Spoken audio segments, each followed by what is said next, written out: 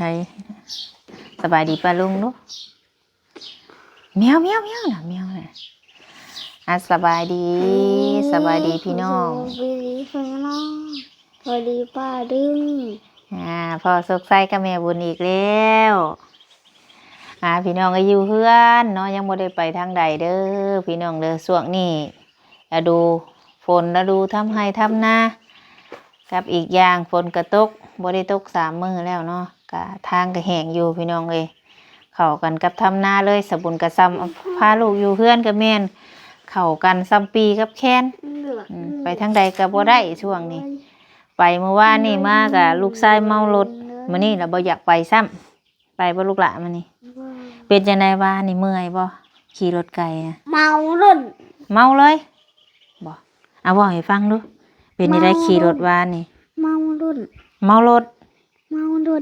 นะเว้าจบดีเมารถอ้วก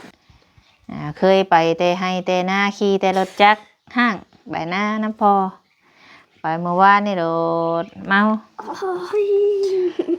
โอ้ยจะบ่กะโชคดีกะคันสิพาลูกไปหน้ากะรักจังใดพี่น้องหนทางกะยากออกหน้าก็ได้สมมุติอยากไปอยู่เอาเฮ็ดจบดีนึกว่าอันนี้เหนื่อยนานเดี๋ยวได้อยากได้อยู่บ่เงินอยากได้อยู่บ่เงินฟังว่าจับเจืออยากได้อยู่บ่เงินน่ะฮะเลยนึกจะซื้ออะไรซื้อแพ็คนึงลูกชายอยากได้เงินหลายบ่เราอย่างนี้หลายอีชื่อแต่ซื้อแพ็คซื้อมาเฮียงกะละเช็คชูฮะตัดได้เล็บมือเนี่ยผู้เล็กตัดเล็บอยู่ในตัดเล็บมือเสร็จต้นไปน้ำเมวานเบิดมือพี่น้องไงเราบ่เคยขี่รถไกลผู้ไปฮอดเพื่อนไปตู้คำว่าสิพาเราออกไปให้เราลึงให้จักไปก็ไปแม่ไปแม่ถามก็ว่าน้ำจับดีซะเบิ่งแน่เฮือเพิ่นเนี่ยไปอาบน้ำไปลูกไปค่ะอาบน้ำไปแม่ยังอยากกินอิ่มเลยเขาแต่ว่าจะปวดแดด2-3 มื้อแล้วพี่น้องไอ้สบุญก็บ่ได้ออกไปใกล้นะคันไปก็โอ้ยถนนหนทางนะพี่น้องสบุญละเมื่อยเนาะย่างไปก็เมื่อยแต่เก้าย่ำให้ย่ำหน้าเฮาก็นอนประจำอยู่หน้าปีนี้สบุญบ่ได้ออกไปสบุญบ่ได้ออกไปดำหน้าลูกก็ได้นี่แหละมีเป็ดน้อยนี่แหละเป็นหมู่พี่น้องเป็ดน้อย4 ตัวนี่โอ้สกใสเลี้ยงเป็ดน้อยโอ้จักซื้อตัวเท่าใดบ่เพิ่นเฮ็ดดำกัน4 คน3 คนพี่น้องเอ้ยสบุญก็บ่ได้ออกไปใกล้เราฟังเบิ่งมันทางยากย่างก็ขี้ง้อไปนะไก่พี่น้องเอ้ยปุ๊ข้ามห้วยก็ห้วย2 ห้วยเพื่อสิฮอดหน้านั่นมื้อน่ะลดค่าจนสิเป็นอื่นมื้อนะลดค่าห้วยนะเห็นบ่โชคชัยจำได้บ่อย่าเล่นมันลูกล่ะบุญก็เลยว่าบ่ฮู้สิไปทางใดคันไปได้ก็มีแต่ไปนำบ่ใกล้นี่พี่น้องเอ้ยเพราะว่าแล้วดูช่วงนี้ก็บ่ค่อยได้ไปทางใดคือจะบุญได้เว้าแหละอยู่แต่เฮือนไปเท่าเมื่อวานนี่แหละออกไปกับลูกอันนี้ก็ว่าสิชวนเพิ่นออกไปอยู่นี่ไปเซเว่นนี่ไปบ่อย่าลิ้นมันกว่าอย่าลิ้นเป็ดน้อยปล่อยมันลูกปล่อยมันลิ้นมันเป็นเปี้ยก็คันหัวให้โรคผมงอกให้ก็บ่ได้ย้อนได้จักเส้นกี่นี่ฮะบ่โรคผมงอกให้ได้จักเส้นกี่นี่โชคชัยจะลืมนะวิชาเรียนหนังสือนะลูกเอาลองเบิ่งดูลองว่าเบิ่งดูว่าแจ้งเด้อลองว่ากอไก่เบิ่งดูเอาว่าดังๆให้ป้าลุงได้ยินนะรอซื้อนี่รอใส่ไม้เนี่ยเอาเพิ่นได้ยินคันโชคชัยยังบ่ลืมอ่านกอไก่ให้ฟังดูว่าดังๆกอไก่ ขอไข่ขอควายงองัวจอจอกจอเสือโซ่สร้างนอยังหลอเล็กต่อตาทอถึงหอถึงนอนกลัวแว่บอปลาพอผึ่งผูผุนโนผู้พอไผ่หอแมวหยดยาดอดาดาดอดีงอวีหออ่านหอเฮือน นอนนกว่าวแล้วบ่ ก็ว่าแต่ ว่าวเลยอ่ะแสดงว่ายังจื้อได้อยู่เด้นี่ว่าวให้แจ้งๆนี่ บ่มีบ่ได้ ฮะ บ่มี อีกได้อีกจักอันนั้นนี่ก็ได้เข้าโรงเรียนแล้วสงสัยนี่เข้าขึ้นป .2 บ่บัดนี้นะ บ่ปหนึ่ง ปหนึ่ง บ่ยังอยา อ่ะ ก สงสัยสิไปบ่โรงเรียนเซโนซะแม่สิไปส่ง บ่อยากเข้าปหนึ่งคือเก่า ฟังได้แม่ถามไปบ่โรงเรียนเซโนฮะเขียนเป็นบ่ชื่อเจ้าของนะ โป๊ะ โชคชัยมีสาระหยังแน่ชื่อโชคชัยนะ สระเอ นี่ตัวยังนี่ สระไอ บ่แม่น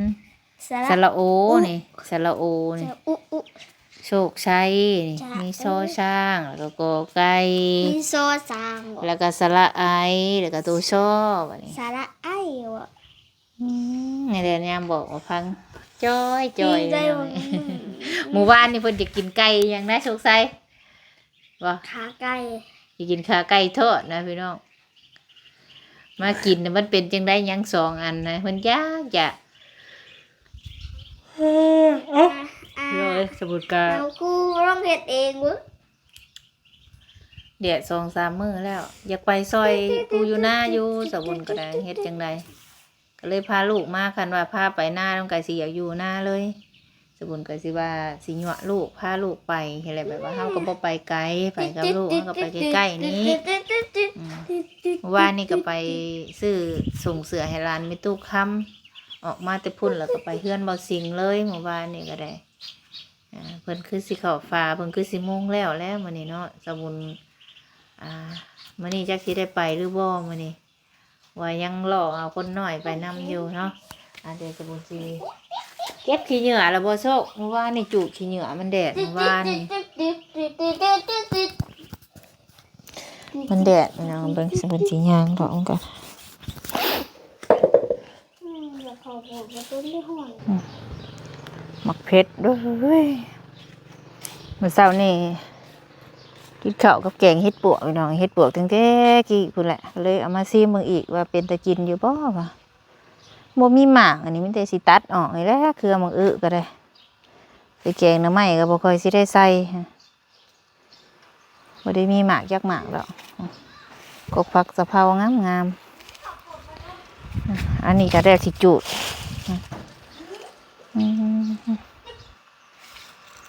โอ้วันนี้มีแสงแดดพี่น้องเอ้ยมานี่โอ้แดดงามมานี่สมบูรณ์ก็อยากออกไปข้างนอกพี่น้องก็อยากหาเลาะเพราะว่าเขาอยู่สิกับมันบ่มีคลิปลงสมบูรณ์ก็ได้ช่วงนี้เป็นตัวเบอร์ก็ว่างอยู่เนาะมีแต่ขอบคุญขอบคุณ FC นั่นแหละที่เข้ามาให้กำลังใจสมบูรณ์พี่น้องเอ้ยเนาะขอบคุณในหลายเด้อทาง FC ทุกท่านที่คอยให้กำลังใจสบุญมาโดยตลอดเนาะเราดำให้ดำหน้าแล้วพุ่นแหละสบุญก็ได้มื้อนี้จะว่าสิได้อยู่เพื่อนเลยบ่จักมื้อนี้ว่าสิยั่วลูกชายน้อยออกไปอยู่ว่าอยากออกไปเซโนนี่นะอยากให้เพิ่นลึ่งรถพี่น้องที่ออกไปนี่บ่แม่นหยังดอกเพราะว่าเราบ่เคยขี่รถไปเราก็เมาแต่อีตนลูกเนาะอุ้ยอ่อนแอแลอยู่เมื่อวานนี่ มานี่แล้วเราไปอยากไปแล้ววะเมื่อวานนี่สบุญซับหญ้านี่ออกกับใครนี่ซับหญ้าออกเมื่อวานนี่มันนี่แดดแห้งเด้อมันนี่เด้อ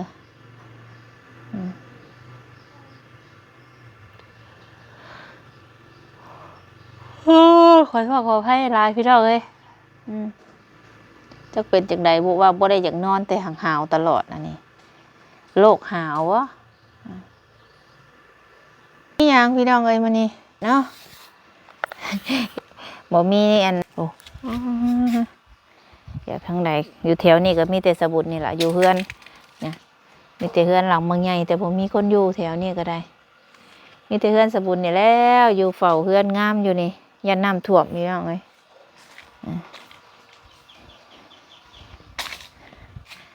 เดี๋ยวสำหรับคลิปนี้ก็สบุญกสิกร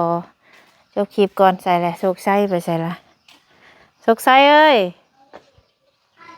ดิหมกเพชรนะเธอมันหล่นโพดฮะพี่น้องเดี๋ยวคลิปนี้สมบูรณ์ที่ขอจบคลิปก่อนพ่อกันในคลิปหน้าพุ่นแหละเนาะขอบคุณหลายๆเด้อทุกกำลังใจที่คอยให้กำลังใจสมบูรณ์เนาะเพราะว่าทุกคนว่าFCอยู่ลาวอยู่ไทยอยู่ใส่ก็แล้วแต่ฝากมาเบิ่งคลิปแล้วก็ให้กำลังใจสมบูรณ์ไปแล้วพี่น้องเอ้ยสำบายดี